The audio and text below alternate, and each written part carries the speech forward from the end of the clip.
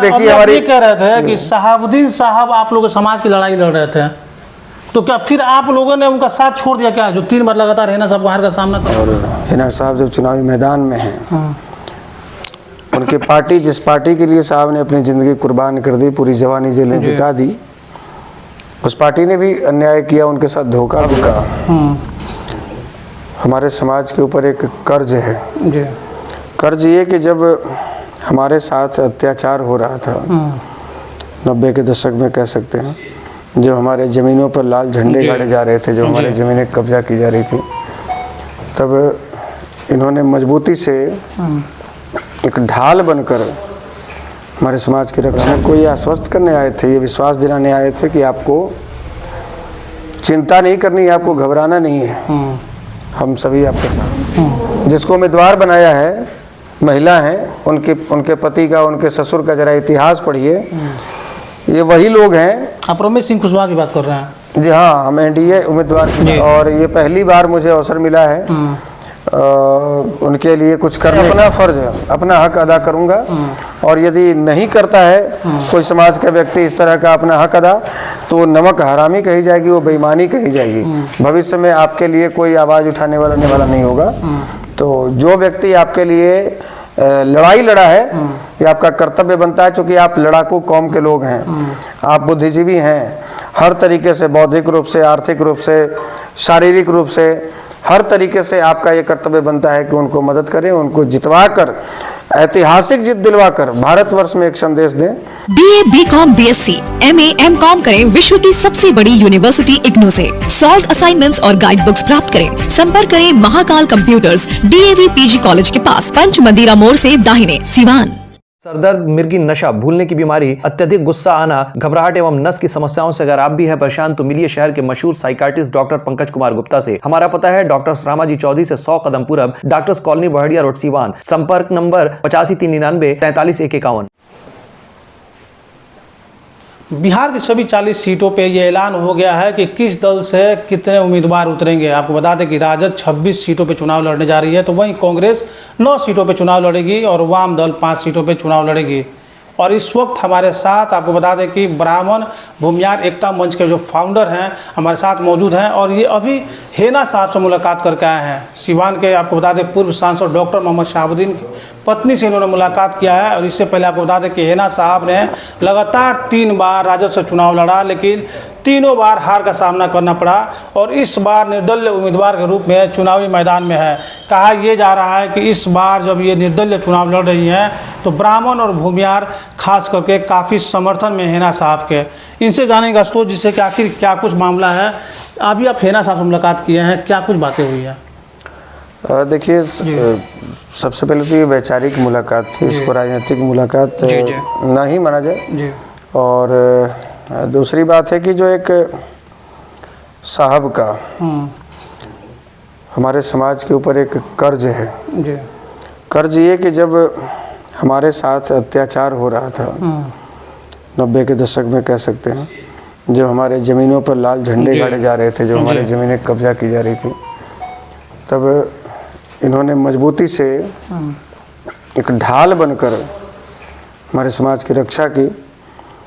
और आज जब वो हमारे बीच नहीं है, और हिना साहब जब चुनावी मैदान में हैं, उनकी पार्टी, जिस पार्टी के लिए साहब ने अपनी ज़िंदगी कुर्बान कर दी, पूरी जवानी जेलें बिता दी, उस पार्टी ने भी अन्याय किया, उनके साथ धोखा दिया।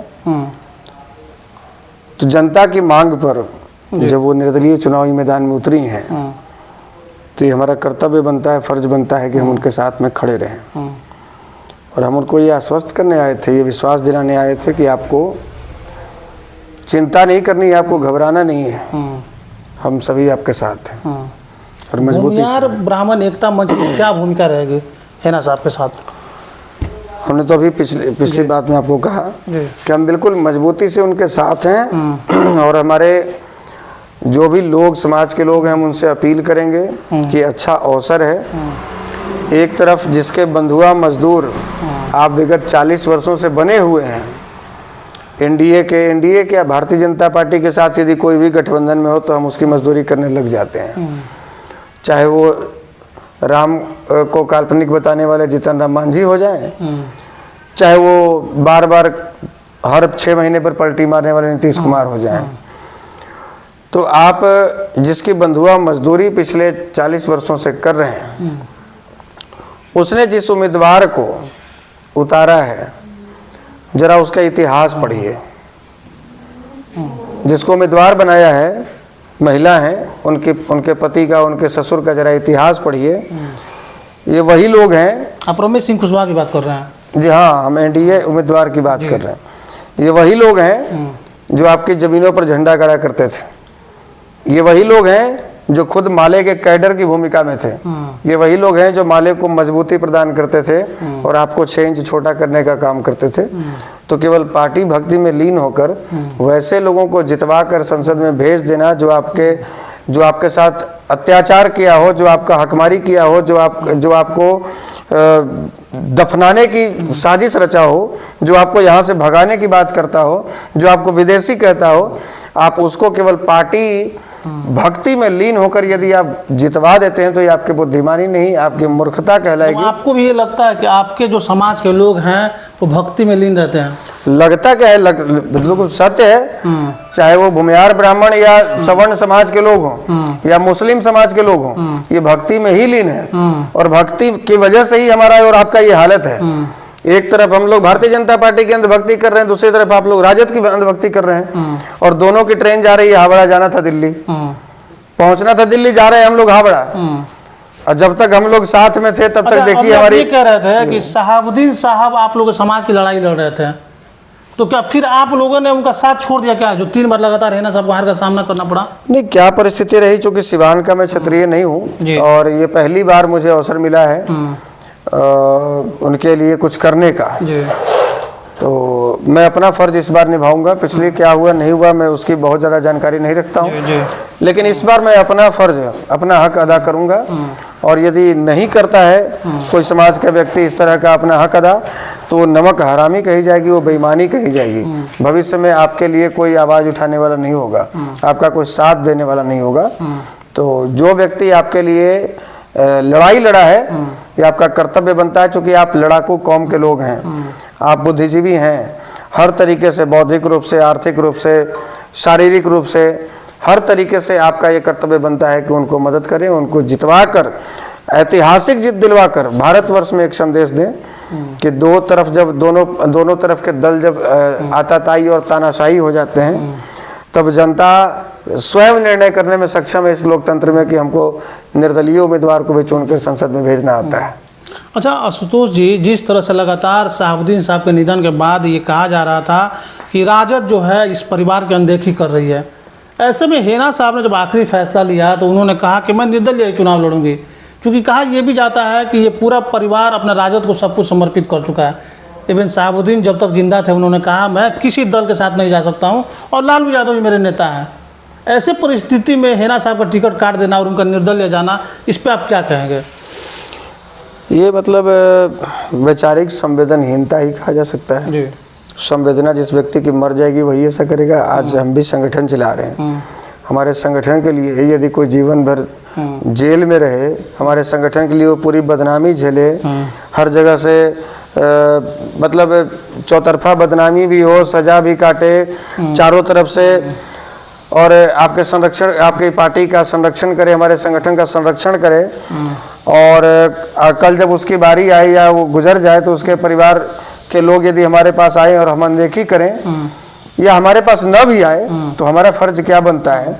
ये संवेदनहीनता ही है। ये संवेदनहीनता की पराकाष्ठा है कि आप देखिए कि मुंगेर में अशोक महतो जैसे व्यक्ति को चुनाव लड़वाना, इस लोकतांत्रिक व्यवस्था में ठीक है सब लोग चुनाव लड़ सकता है, लेकिन अशोक महतो जैसे व्यक्ति को चुनाव लड़वाना जिसके भीतर इंसानियत नाम की कोई चीज़ है ही नहीं। अशोक महतो का आप रिकॉर्ड उठाकर देखेंगे, इतिहास उठाकर देखेंगे, जिसने उसकी मदद की है ये उसका गर्दन उतारा है। वैसे व्यक्ति जिसके भीतर इंसान के रूप में एक जानवर छुपा हुआ है, उसको आप संसद भेजना चाहते हैं, तो ये पार्टी की आपकी संवेदनहीनता है। पार्टी क्या लालू यादव को सिर्फ एक बाहुबली नेता चाहिए अपने दल में मजबूती के लिए? जैसे शहाबुद्दीन साहब नहीं रहे तो हो सकता अशोक महतो को हटा लिया गया फायदे के लिए। देखिए, इनको कुछ नहीं चाहिए, इनको धन चाहिए और परिवार चाहिए। तीसरा कुछ पता ही नहीं चलता इनको। एक परिवार चाहिए, एक बेटा चुनाव लड़ जाए, एक बेटी चुनाव लड़, 2 बेटा चुनाव लड़ जाए, 2 बेटी चुनाव लड़ जाए, पत्नी लड़ जाए, हम लड़ जाए, 2-4 को और जो बची हुई है वो सब भी लड़ जाए, फिर दामाद की बारी आएगी वो भी लड़ जाए। उसके बाद हर कैंडिडेट हमको 5-5, 10-10 करोड़ रुपया दे देवे। इनको पता है कि हमारा एक भी कैंडिडेट जितना तो है नहीं। तो जितने जिस तरह कैंडिडेट से इनके परिवार से लोग चुनाव लड़ने के लिए आ रहे हैं, अभी हाल ही में एक बात ये भी चल रही थी, जब जन विश्वास यात्रा तेजस्वी यादव कर रहे थे तो उन्होंने कहा था कि ये पार्टी अब सिर्फ माई की नहीं, माई बाप की पार्टी हो चुकी है। तो कुछ लोग ये भी कह रहे थे कि माई बाप और साथ में रिश्तेदार जोड़ दीजिए। वो तो देखिए, कथनी और करनी में जब फर्क हो जाता है तो जनता भरोसा करना बंद कर देती है। हमारे मंच पर आकर 1 साल पहले पटना में जब हम लोग बापू सभागार में परशुराम जयंती मना रहे थे तो हमारे मंच पर आए तेजस्वी यादव और उन्होंने भूमिहार ब्राह्मण समाज से हजारों की संख्या में लोग थे वहां पर खुलेआम कहा कि पिछली गलतियों के लिए हम माफी मांगने आए हैं। तेजस्वी यादव ने कहा, हमने ही वो कार्यक्रम करवाया था, मेरे मंच पर आकर कहा कि हम पिछली गलतियों के लिए माफी मांगने आए हैं। A to Z की पार्टी है, आप बुद्धिजीवी हैं, आपका समर्थन चाहिए, बिना आपके समर्थन का हम कुछ नहीं कर सकते। और 15 दिन के बाद चले गए नीतीश जी के साथ में और जाके फिर कहते हैं कि 100 में 90 शोषित है, 90 भाग हमारा है। अच्छा, तो ये कथनी और करनी में फर्क है। तो बार बार जब आप विचार बदलिएगा, बार बार स्टेटमेंट बदलिएगा तो जनता आपकी तरह अनपढ़ थोड़ी है, यहाँ पढ़ी लिखी लोग। अच्छा चलिए, अब 100 में 90 की बात कह रहे हैं कि तेजस्वी यादव नारा लगा रहे थे, लेकिन जो अपने हैं उनके साथ भी तो तेजस्वी यादव नहीं दिख रहे हैं। जैसे पप्पू यादव की हम लोग बात कर लें, पप्पू यादव बार बार ये चाहते थे कि राजद के साथ गठबंधन कर ले, कभी उनका गठबंधन नहीं हुआ किसी चुनाव में। आज जब पप्पू यादव आज जब कांग्रेस में विलय करा लिए इस शर्त पे कि पूर्णिया से चुनाव लड़ना चाहिए, तो आखिर लालू यादव को क्यों खटक रहा है? आपको क्या लग रहा है, क्यों खटक रहा है लालू यादव को, तेजस्वी यादव को? देखिए, धरातल पर काम करने वाले लोगों को आगे बढ़ाएंगे तो बेटों का भविष्य संकट में हो जाएगा। अच्छा, पप्पू यादव धरातल के बेटों का भविष्य सता रहा है। पप्पू यादव जमीनी नेता है, ठीक है, मेरी वैचारिक मतभेद है, हमारे खिलाफ वो बोल देते हैं कभी कभी, हम तो कभी आज तक नहीं बोले उनके खिलाफ। लेकिन पप्पू यादव देखिए, चाहे वो कोरोना हो, चाहे वो बाढ़ हो, सुखाड़ हो, जो भी हो, तो जनता के बीच में रहने वाला व्यक्ति है। 150 किलो वजन लेके भी जनता के बीच में रहने वाले व्यक्ति पप्पू यादव है। घर से पैसा लगा लगा कर जनता की सेवा करने वाले व्यक्ति है। वैसे लोग को यदि आप 5 बार संसद भी रह चुके हैं, बेस्ट सांसद का अवार्ड भी मिल चुका है, वैसे व्यक्ति को यदि आगे बढ़ाएंगे तो फिर बेटे का भविष्य खतरा में है ना। कन्हैया कुमार को क्यों नहीं टिकट दिया जा रहा है? यानी कन्हैया आएंगे आगे, पप्पू यादव आगे आएंगे तो फिर तेजस्वी और तेज प्रताप ऐसे लोग आगे आएंगे तो फिर तो आप समझ सकते हैं, सब लोग समझता है, तो बहुत साधारण सी बात है। कोई एक आखिरी सवाल आशुतोष जी आपसे ये पूछेंगे कि 24 का चुनाव तो अभी चल रहा है, 25 का ख्वाब देख रहा है लालू यादव कि मेरा बेटा मुख्यमंत्री होगा, और इसी के लिए तेजस्वी यादव ने रैली भी लगातार की, लोगों से जनसंपर्क भी किया। आपको क्या लग रहा है? देखिए, मुख्यमंत्री तो तेजस्वी बन जाते यदि पुरानी विचारधारा पे मतलब अटे रहते। उसके बाद साहब जैसे लोगों को, इनके परिवार को इग्नोर नहीं करते, सब समाज की बात करते, सबको लेकर चलते, परिवार से बाहर निकलते, पैसे के पीछे नहीं भागते। ये सब चीज़ यदि उनके भीतर गुण होता तो मुख्यमंत्री बन सकते हैं, ऐसी बात थोड़ी है। बिल्कुल बड़े वोट बैंक के मालिक हैं और मुख्यमंत्री बन सकते हैं। लेकिन इनको ये भी देखना होगा कि जिस समाज की वजह से हम आज डिप्टी CM 2 बार बने, या आज नेता प्रतिपक्ष हैं, या हमारे 70 विधायक जीते हुए हैं, तो अकेले केवल 14% वोट से थोड़ी जीते हुए हैं, 18% वोट भी उनके साथ में ऐड हो रहा है जी। लेकिन आप प्रत्यक्ष को प्रमाण की आवश्यकता नहीं होती है। आप देख लीजिए कि आज 26 में से कितने टिकट दे रहे हैं वो 18% वाले को, और कितने टिकट दे रहे हैं 14% वाले को। आपके जीते हुए कितने विधायक 14% वाले हैं और कितने विधायक 18% वाले हैं। तो वही हाल है कि मुस्लिम समाज को भी वो बंधुआ मजदूर समझ रहे हैं, जैसे हमारे में हिंदुओं में सामान्य वर्ग को भारतीय जनता पार्टी वाले बंधुआ मजदूर समझ रहे हैं। तो ये मजदूरी कहानी छोड़ना होगा हम लोगों को, और एक नए समीकरण, नए क्या पुराने समीकरण जो बीच में हम लोग छोड़ दिए हैं, उस पर काम करना होगा। चलिए, तो आशुतोष जी हमारे साथ थे, ब्राह्मण भूमिहार एकता मंच के फाउंडर हैं और आज सिवान पहुंचे हुए थे। हेना साहब से इन्होंने मुलाकात की है और इन्होंने कहा है कि शहाबुद्दीन साहब का हमारे समाज पे एक बहुत बड़ा उपकार रहा है और उसी का हम लोग इस बार भुगतान करने के लिए हेना साहब के समर्थन में खड़े रहेंगे। हालांकि जब चुनाव आएंगे और चुनाव में ये पता चलेगा, जब रिजल्ट आएगा तो ही पता चल पाएगा कि कौन किसके साथ खड़ा था और हेना साहब जीत रही हैं या हार रही हैं। अभी तो लगातार लोग समर्थन की बात कर रहे हैं। ऐसे तमाम खबरों पे आपकी क्या प्रतिक्रिया है, कमेंट बॉक्स में लिखकर जरूर बताएं। गोरखपुर में प्लॉट लेना हुआ आसान। बंधन पैराडाइज, आपके सपनों का टाउनशिप, जहां आपको एक ही कैंपस में मिलेगी अस्पताल, स्कूल, पार्क, शॉपिंग एरिया जैसी सभी जरूरी सुविधाएं। एयरपोर्ट से मात्र 3 किलोमीटर की दूरी पर नेशनल हाईवे के किनारे माडा पार्क, जहां मिलेगा आपको शांत, प्राकृतिक और सुरक्षित वातावरण। सिर्फ 25% भुगतान कर बाकी आसान किस्तों में करे पेमेंट। तो इंतजार किस बात का, आज ही दिए गए नंबरों पर कॉल करिए, हमारा साइट विजिट करिए। हमारा पता है बुद्ध विहार पार्टे निकट GDA ऑफिस, तारामंडल, गोरखपुर।